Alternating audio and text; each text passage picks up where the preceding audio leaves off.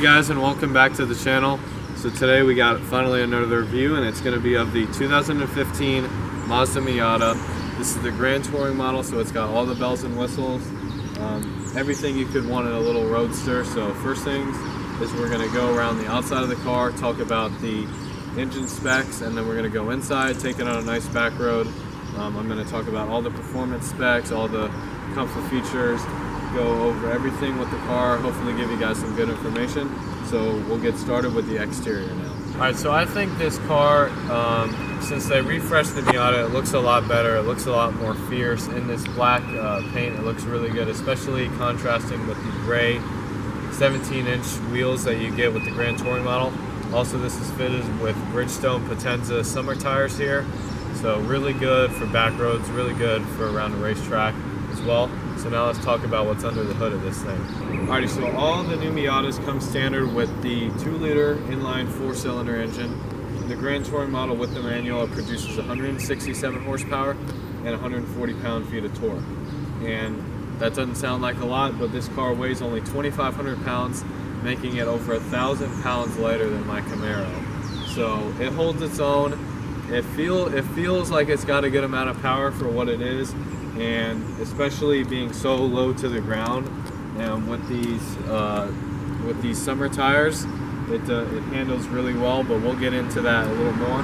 Alrighty, so first thing is, I think all Mazdas now have the keyless entry and keyless startup. So all you have to do is leave this in your pocket or put it here wherever, and you just press the start button. Next thing is, with the Grand Touring model, you get these great leather seats, and they're nice and tan. That's one thing I love. It contrasts really well with the black on the interior. Also, this door pillow right here, one thing cool with the Miatas is that this color always matches the outside color. So if the car's red, this is going to be red right here, and that's a really cool accent. But I just love the tan accent that you get with the Grand Touring model. And next is the navigation and infotainment screen. So with Mazdas, they have this great system, very easy to use. You got your nav, settings, phone connection, and everything. It's touchscreen, and you also use this dial right here. And it's got your music, home, and navigation. The only thing I don't like is there's no, I don't really like how the volume button is placed, but that's just a preference thing. You got your favorites and your back button, which I do like. So it's a really easy to use navigation screen. It looks kind of like the Mercedes style, where it's just kind of planted on there, and a lot of people don't like that, but I think it works well with this car, with the black bevel and the silver bevel on the outside. Next thing is the climate controls. This car has automatic climate control for the direction and for the amount of air. Very easy to read. It's got these nice silver bevels on the outside. Also, with the Grand Touring model, you got your heated seats. I'm in Philadelphia right now, so I got my heated seat going a little bit. Also, with all of the Mazdas, you get this really nice steering wheel. It's really thin, which a lot of people don't like, but I think it matches the character of this car, being a nice little roadster that you can toss around easily. It's got nice grips here. As well as the gauge cluster, you have the tachometer right in the middle with a clear red line. Also a little digital screen on the left giving you various output readings. And on the right, the speedometer goes up to 150 miles an hour, which is pretty cool.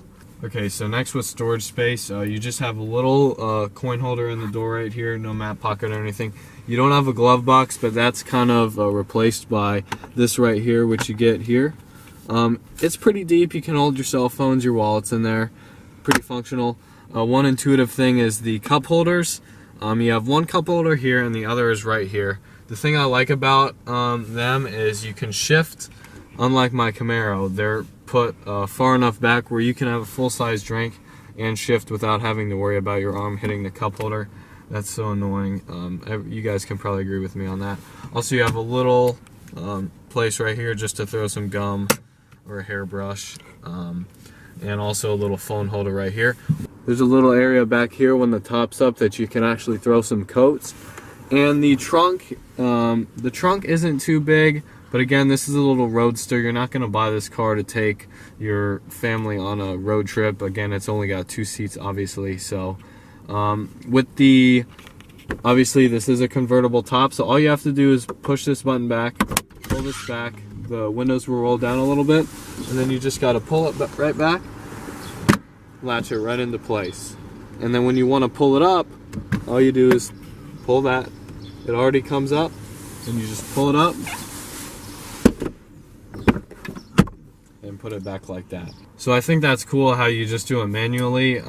Some people probably don't like it because a lot of cars, it just does it automatically. But honestly, it takes forever to do that. And this, if you're at a stoplight and you're like, I want to have a convertible now, you just pull it back and latch it back real quick. It takes 5 seconds. You can do it while driving too. So now we're going to get into my favorite part of the review. We're going to take this car on a back road. We're going to see how the suspension does. We're going to see how the performance does. Alrighty, so we're all buckled in and off we go. So first thing, talking about, this is a 6-speed manual car. The clutch is really short and easy, just how you would expect it to be in a car like this. And the shifter is really notchy, which I like. One thing I've noticed with this car being different from my Camaro is that the shifts are so close, and you know, my Camaro is kind of a short shift too in it, but this one, it just makes you really want to go through all the gears. So we'll check that out here as we get going. Like I said, easy clutch. I'm filming the first part of my how to drive manual video, so stay tuned for that coming up in the next couple days or whenever I upload that. So here we are going out onto the road right here. We'll get a little acceleration clip for you.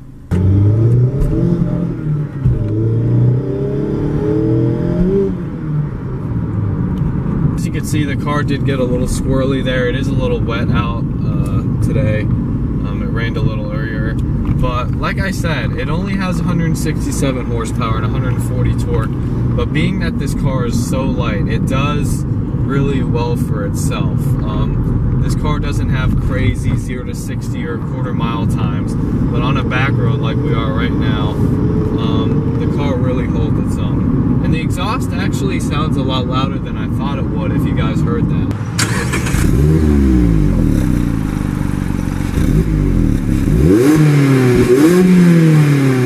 Well, if you didn't hear it when I stepped on it, you did just there.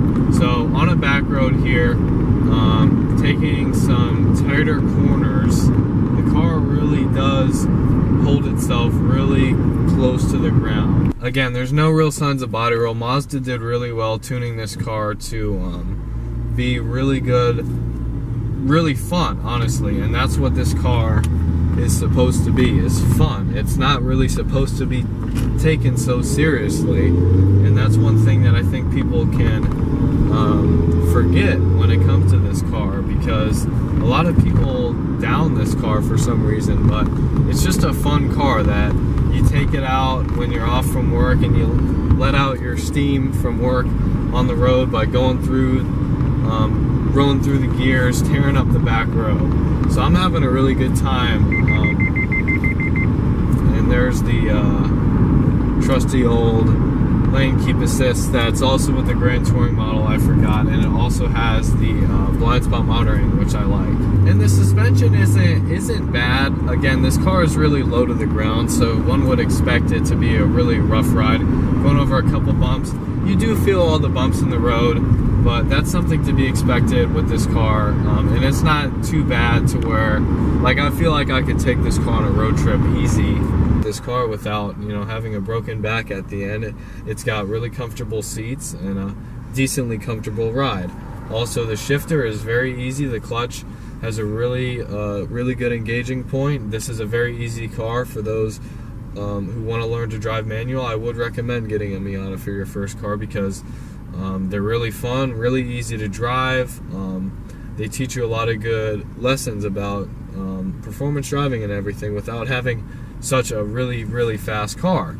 So I don't have too many knocks against this Miata. I think Mazda did really well with making it look more aggressive. That would be my only complaint with the last generation Miata, is that it didn't look all that aggressive. But this one, I think they did a really good job with it. So overall, I've had a lot of fun reviewing this car. Big thanks to my aunt for letting me review her Miata.